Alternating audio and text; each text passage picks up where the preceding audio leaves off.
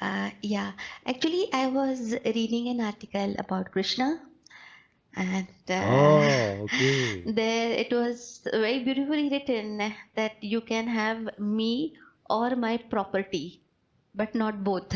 Oh, it's And it so was beautiful. so beautiful.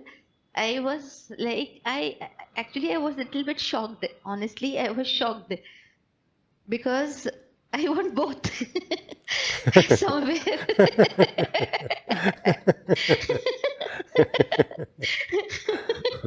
So, because I want to live this lovely world also, and I want to have my Krishna also with me. It's a very, it's a statement I feel for me. For me, it's a statement for a very evolved state of being, no?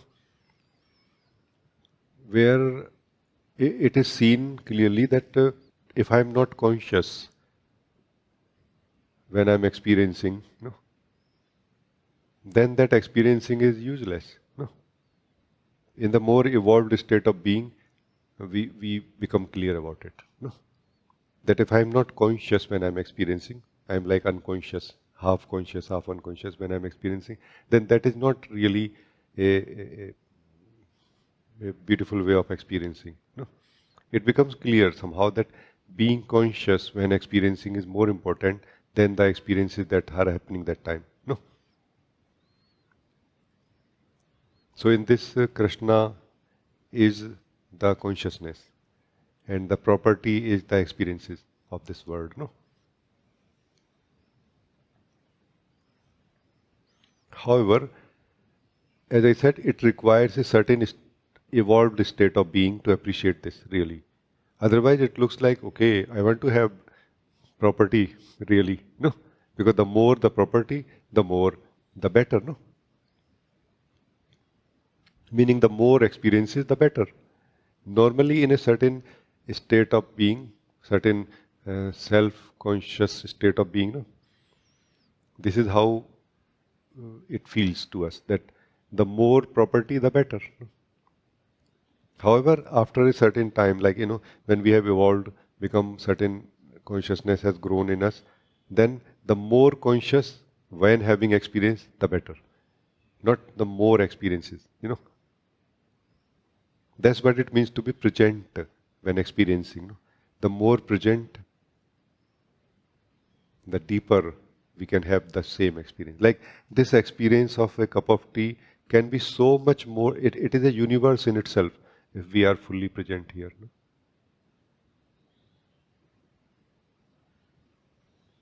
Now the property is so small, no?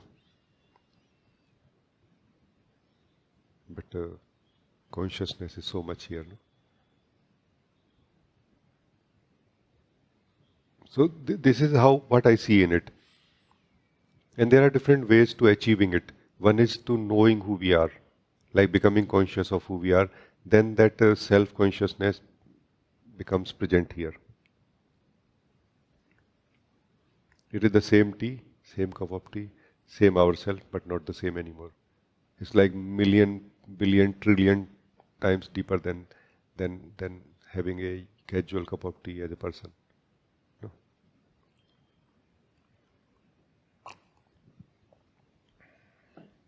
Actually, if we look deeply right now, that anything that we possess, no, why we possess it? Either it is directly a need of the body, let's say, which is not really so much, no.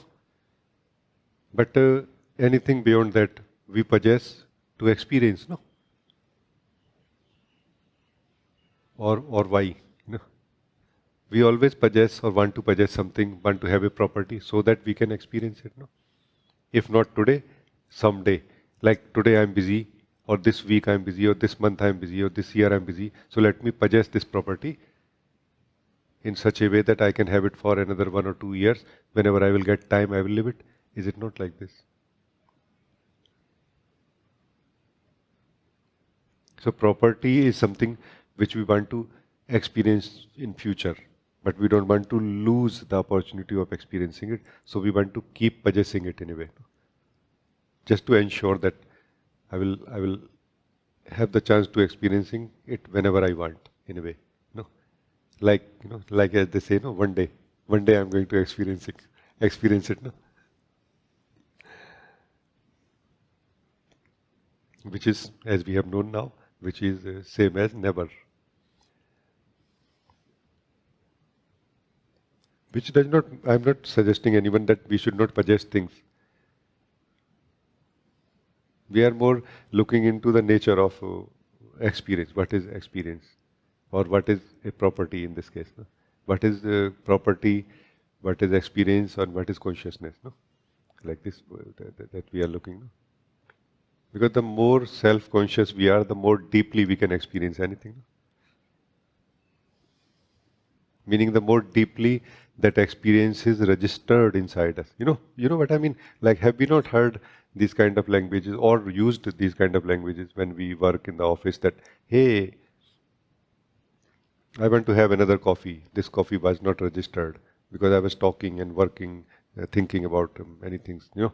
I wanted a break through this coffee and which I did not get, meaning it was not registered. Registered means what? Means I was not present. No? So the more present we are, the more it is registered or experienced by us. And we feel kind of a fulfillment. Not only body, but we also like, nice. But then there comes a limit to it, to being individual. That whole of the individual when present, you know, the the individual starts melting somehow, the individual is a construct actually. It starts melting somehow into its deeper reality, the presence that we are beyond it. That's why the individual self can try only to be present. It really can never succeed because the moment it succeeds, it start melting. No? Because the heat is too much for the individual sense of individual construct, self to survive here. No? Normally, we think that I want to experience the same thing many times because it is just fun. It's not actually. Try to experience something very deeply, and mostly you will be done with it forever. Forever, like mostly. Unless if it is in need of the body, biology, and things like this, then that's a different story. That is more internal, physical, and like what we call psychosomatic. That continues, but otherwise, we are more trying to fulfill our unfulfilled desire to experience something. And somehow we know that if I very deeply experience something, my desire will be fulfilled. Then what I will do in this relation? I have like you have bought, let's say, you know, 12 boxes of that thing, no, in sale because you wanted to slowly experience that thing, no. And just you opened one box and you very deeply experience it. The 11 boxes will be useless now, no. I mean, nowadays we have the option to sell it and all, no? But otherwise, generally speaking, like what you will do. Rather than deeply experiencing one box and throwing all, or donating or sharing all 11, what we do is we break down our depth or intensity of experiencing into 12 installments. And then we don't realize that you are going to require many such 12 sets now in future. Because there is a way of fulfillment and there is a way of unfulfillment also. Unfulfillment, unfulfillment has a extension to it, like it grows somehow in multidimensionally also afterward. Fulfillment has sort of a merging into unity, into oneness also. You know?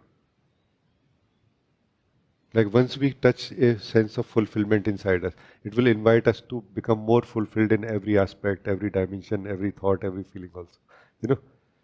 And all that, this whole thing, which is like the word, will just reduce to being.